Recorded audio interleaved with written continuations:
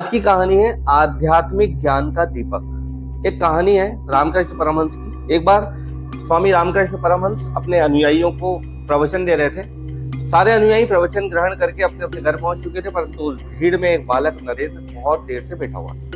रामकृष्ण परमहंस की दृष्टि जैसे ही बालक नरेंद्र की ओर गई तो उन्होंने जिज्ञासावश पूछा कि बेटा, सभी जा चुके हैं, तुम अभी तक यहाँ पर बैठकर क्या कर रहे हो? तो बालक नरेंद्र ने कहा कि गुरुदेव, मैं आपकी ही शरण में आया हूँ और मैं काम चाहता हूं ताकि अपने जीवन का अच्छे से यापन कर सकूं, तो आप कृपया मुझे कुछ काम दे दीजिए। रामकृष्ण परमहंस ने पूरे एकाग्रता के साथ में बालक नरेंद्र के ललाट यानी मस्तिष्क पर देखा और कहा कि बेटा, कुछ दिन तुम मेरे पास में रह जाओ, उसके बाद मैं ऐसा काम दूंगा तुम जीवन भर इस काम को कभी समाप्त नहीं कर पाओगे और ये कभी खत्म होगा भी नहीं। बालक नरेंद्र कुछ दिन वहां पर ठहर जाते हैं। अचानक एक दिन रामकृष्ण परमहंस के मन में सवाल आता है और नरेंद्र के पास में जाता है कि बेटा, मैं तो भूल ही गया कि तुम यहाँ पर काम की तलाश में आए थे। तो बालक नरेंद्र बोलते हैं कि गुरुदेव, मुझे अब किसी काम की आवश्यकता नहीं है। आपने जो मुझे काम दिया है यह वास्तव में जीवन में कभी भी समाप्त नहीं हो सकता, और आपने जो मुझे आध्यात्मिक ज्ञान दिया है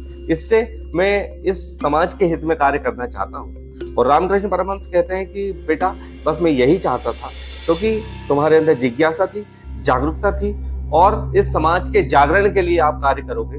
तुम्हारी ख्याति भारत ही नहीं अपितु पूरे वैश्विक स्तर पर रहेगी और तुम भारत में अध्यात्म के ज्ञान को, भारत की संस्कृति के ज्ञान को वैश्विक पटल तक लेकर जाओगे।